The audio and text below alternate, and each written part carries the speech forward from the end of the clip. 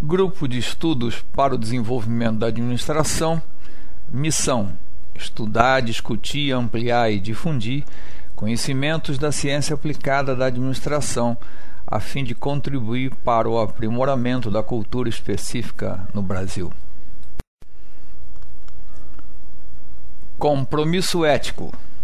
Os componentes do GEDA se comprometem a manter altruisticamente seus interesses, atitudes e comportamentos subordinados a propósitos estritamente científicos e embasados por elevado espírito público, abstraindo-se de utilizar as atividades do GEDA como trampolim para a carreira política ou finalidade comercial, ou ainda de qualquer outro objetivo individual, a não ser o de procurar conquistar o sentimento de autorrealização em suas contribuições pessoais. Fórum GEDA sobre ética, com um dos professores e escritores mais importantes desse nosso Brasil, Francisco Gomes de Matos, com mais de 3 dezenas de livros sobre administração e temas relacionados. Cunha Faria, vocês conhecem bem, e eu vim a conhecê-lo mais recentemente, mas já me considero um expert pelas coisas que ele manda e sempre de muita propriedade, muita oportunidade, que ele manda por e-mail. A gente se beneficia a cada dia como um daqueles evangelhos cotidianos que a gente recebe também, né, por outros meios. É sempre um lembrete para a essencialidade. E ele envia-nos, nos surpreende ontem com um e-mail, e é super generoso, extraordinariamente exagerado, se podemos usar esse pleonasmo, e o que nos fez lembrar também de uma metáfora relacionada ao parto da montanha. Eu fiquei receoso de que as coisas, com essa analogia, a montanha que estrebuchou, que fez um estardalhaço enorme para gerar depois um coelhinho. A história diz que foi um camundongo, mas eu prefiro trocar do animal. Então,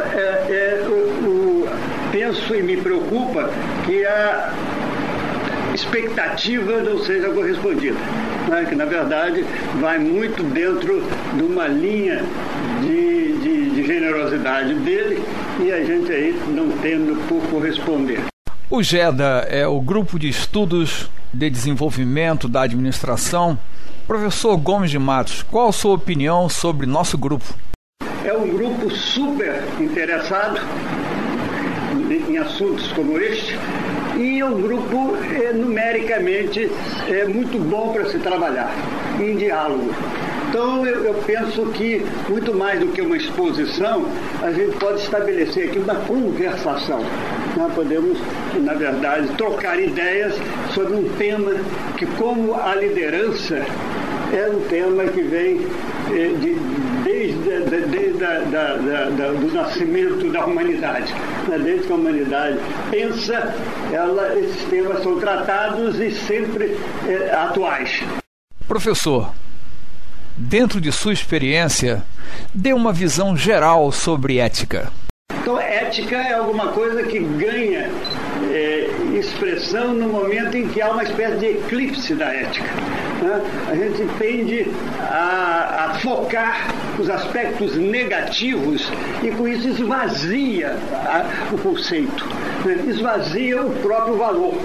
O valor é ao risco da gente perder-se na linha do entendimento, né? Então, como a gente costuma sempre, ao se referir à ética, que hoje a gente precisa de trabalhar a ética da ética, resgatar o conceito, resgatar a sua essencialidade, no sentido de que ela se esvazia no momento que ela é distorcida, né?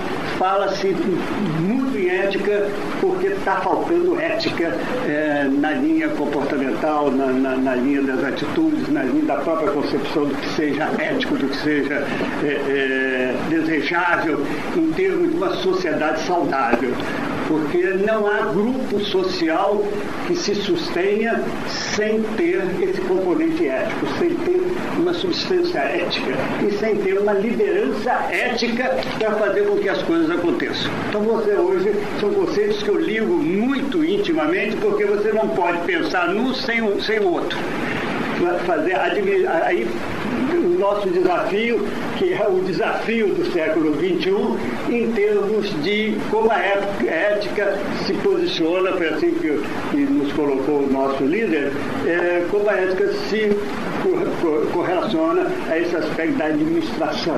Então, a administração da ética é uma coisa que nos preocupou neste livro e nos livros que a gente teve a oportunidade de lançar, terminar sempre com algum modelo de aplicabilidade dos conceitos. É aquele eterno problema da escola que falha no momento em que ela é simples transmissora de informações e, hipoteticamente, de conhecimento, mas sem a sabedoria, sem dar a estratégia, a aplicabilidade dos conceitos. Né? Como isso, e um conceito não aplicado, ele torna a se esvaziar, tende a se esvaziar, quero dizer, ele tende a ser inibido. Então, hoje como encarar, em termos de perspectivas futuras e dentro dos desafios deste século, o problema da ética? Bom, aí esse slide fala se a ética está perdida. É alguma coisa para que nos questionemos ao descer o olhar para o cotidiano, antes até de ver a coisa em termos do cenário maior. Quer dizer, como é que é o reflexo? A ética é palpável para nós, concretamente no dia a dia. E se nós não estivermos percebendo-a nesse relacionamento diário, o noticiário do que se acontece e que é reflexo exatamente desse diário, esse noticiário nos amortece. Quer dizer, a força de vermos essa tal da corrupção na mídia, há quase que um reforço de uma cultura de corrupção. É como se nós nos renunciássemos a ter uma consciência libertadora, a ter uma educação transformadora, por renunciarmos à avaliação, à consciência crítica. Na verdade é isso mesmo. Então vem aquela síndrome da passividade, da acomodação. Achar que as coisas são assim, que as pessoas são assim, então nós vamos nos reportar a uma cultura da caverna. Nós vamos achar que a tragédia grega é essa que está aqui, apenas revestida de lantejoulas, de uma glamorização, mas é o mesmo Shakespeare lá com as suas tragédias e tudo mais, e o homem que na verdade pouco evolui. Então a gente vê esse hiato, esse abismo entre a ciência e a tecnologia que avançam de uma maneira extraordinária e o homem que se apequena. O homem fica distante dessa realidade e é um paradoxo aí insuportável. Né? A gente vê a ciência tem respostas para tudo. Não há doença mais incurável. Então, é uma resposta, em termos científicos, a fome estaria resolvida no mundo.